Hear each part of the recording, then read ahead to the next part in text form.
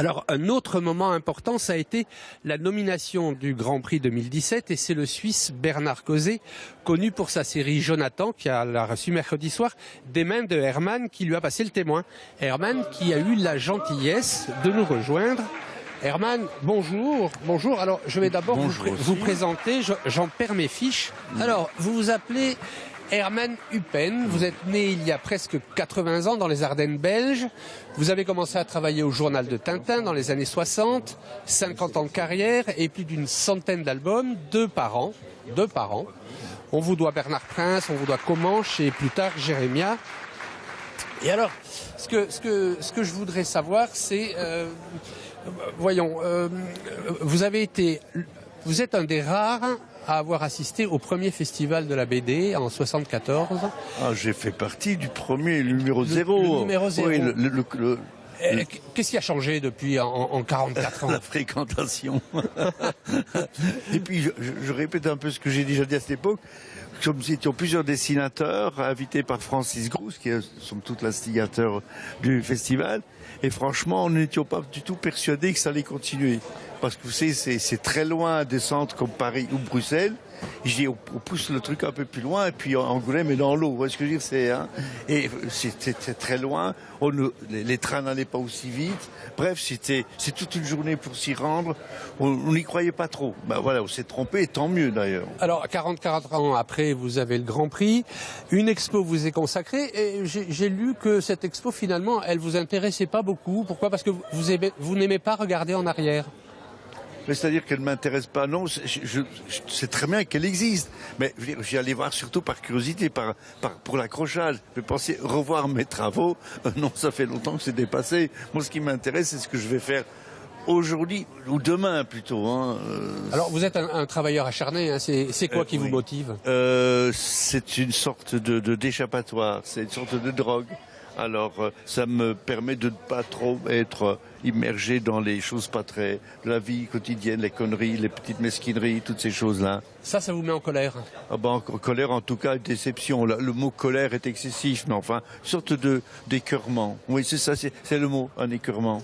Parce qu'il y a quand même énormément de violence dans votre BD, on vous sent un peu, vous portez un regard un peu noir là-dessus, c'est pessimiste, mais il y a quand même des choses qui vous rendent heureux. Mais évidemment, mais quand je dis je porte un regard noir, mais il n'est pas que noir. Je suis pas quelqu'un de particulièrement triste, mais je veux dire que je suis affecté par, mais comme beaucoup de gens, après, à propos de tout ce qui se passe, non seulement dans l'entourage immédiat, mais mondialement, tout ça, c'est pas marrant. Alors c'est le dessin, lorsque je suis plongé dans un dessin qui fonctionne très bien, le reste n'existe pratiquement plus. Alors, vous entamez une collaboration avec votre fils, et ça c'est pas un emploi fictif, et qui influence qui? Le fils ou le père? J'ai presque envie de dire que maintenant, au stade où j'en suis, il m'influence pas mal. Oui. En quoi? C'est-à-dire qu'il apporte dans son scénario un concept, une approche à laquelle j'étais pas habitué. Donc il y a une coloration dans le scénario qui au début me désarçonne un peu. Parce que c'est pas mon univers, j'ai tellement habitué d'abord avec Greg, et puis après j'ai quitté Greg pour réaliser moi-même mes scénarios, et maintenant, par réflexion évidemment, et puis aussi, si je continue à travailler avec lui, c'est parce que je suis quand même content de travailler ça ne me déplaît pas, vous pensez bien que si mon fils faisait des scénarios merdiques, pour utiliser un terme vilain, je lui ai dit, tu sais, on va travailler ensemble, mais si jamais je prends une barre, mon bateau coule, je ne continuerai pas, parce que je vais tout de même pas me saborder pour te plaisir.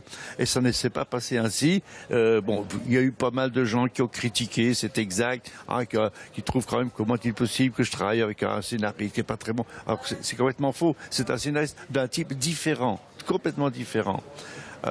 Qui a un peu secoué, qui continue à secouer certains, mais c'est bien, il vaut mieux ça que l'indifférence.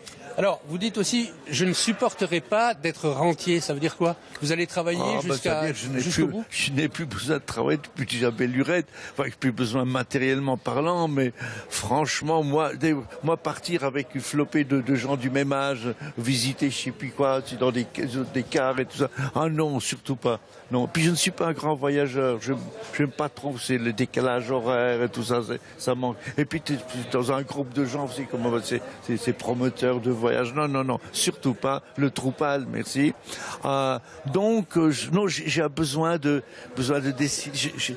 C'est pas matériel, hein, c'est un besoin de me servir à quelque chose. J'ai horreur d'une vie qui ne sert plus à rien, qui les mains dans le dos, se balade en levant le nez. Enfin, non, ça me tue. Merci. On vous écouterait toute la journée. Merci. On rappelle en tout cas votre expo.